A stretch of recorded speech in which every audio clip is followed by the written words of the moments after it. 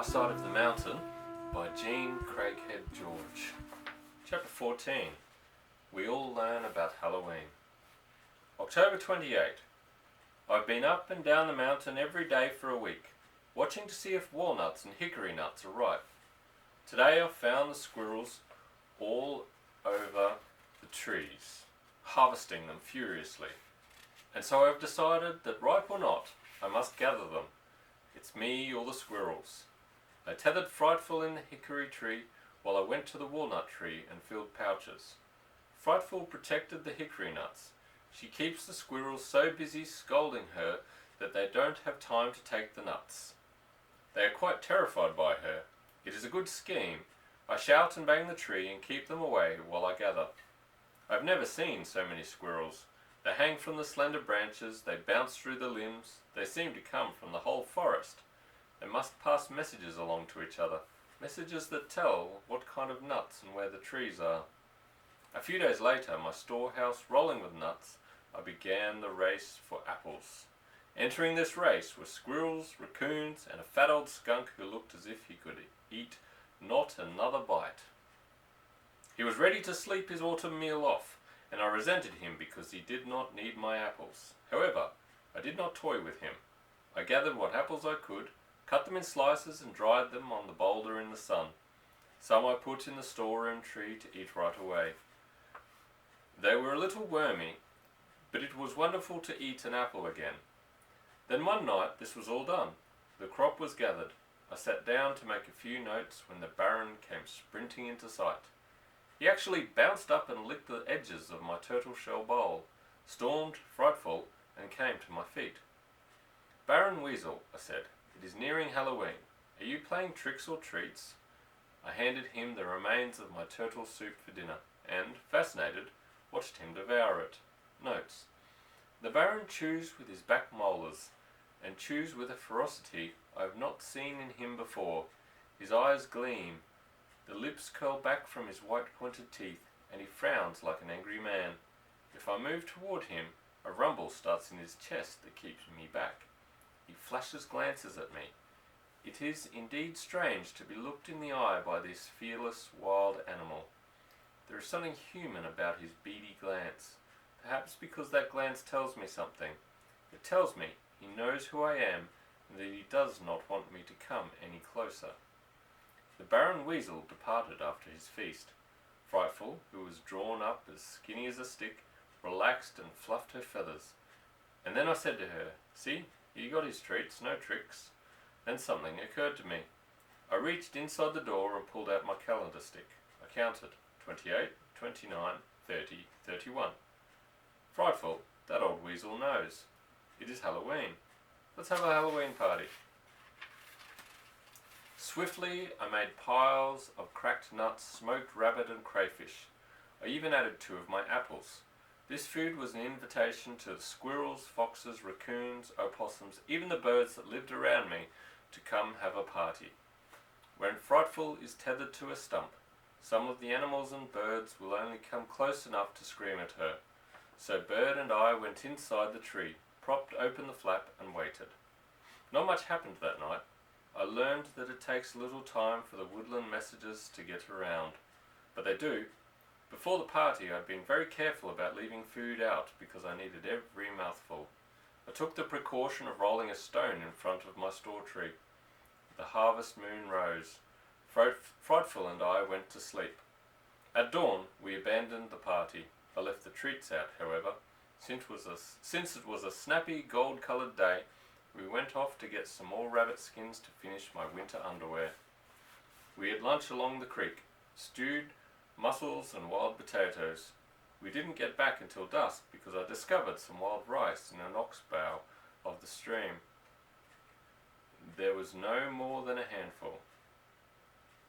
Home that night, everything seemed peaceful enough. A few nuts were gone to the squirrels, I thought. I baked a fish in leaves and ate a small, precious amount of wild rice. It was marvellous. As I settled down to scrape the rabbit skins of the day, my neighbour the skunk marched right into the campground and set to work on the smoked rabbit.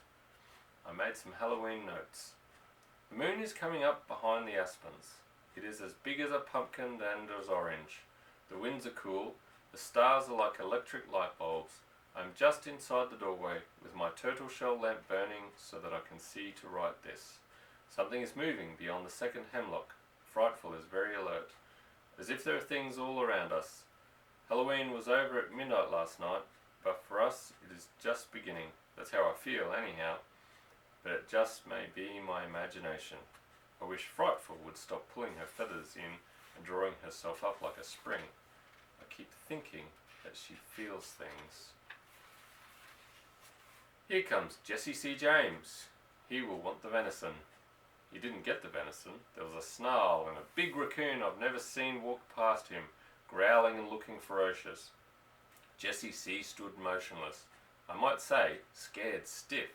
He held his head at an angle and let the big fellow eat. If Jesse so much as rolled his eyes, that old coon would sputter at him. It grew dark, and I couldn't see much. An eerie yelp behind the boulder announced that the red fox of the meadow was nearing. He gave me goosebumps. He stayed just beyond my store tree, weaving back and forth on silent feet. Every now and then he would cry, a wavery owl-like cry. I wrote some more. The light from my turtle lamp casts leaping shadows. To the beech nuts has come a small grey animal. I can't make out what, now. I see it. It's a flying squirrel. That surprises me. I've never seen a flying squirrel around here, but of course I haven't been up much after sunset. When it grew too dark to see, I lit a fire, hoping it would not end the party. It did not, and the more I watched, the more I realized that all these animals were familiar with my camp. A white-footed mouse walked over my woodpile as if it were his. I put out the candle and fell asleep when the fire turned to coals. Much later I was awakened by screaming. I lifted my head and looked into the moonlit forest. A few guests, still lingering at the party, saw me move and dashed bashfully into the ground cover. One was big and slender. I thought perhaps a mink.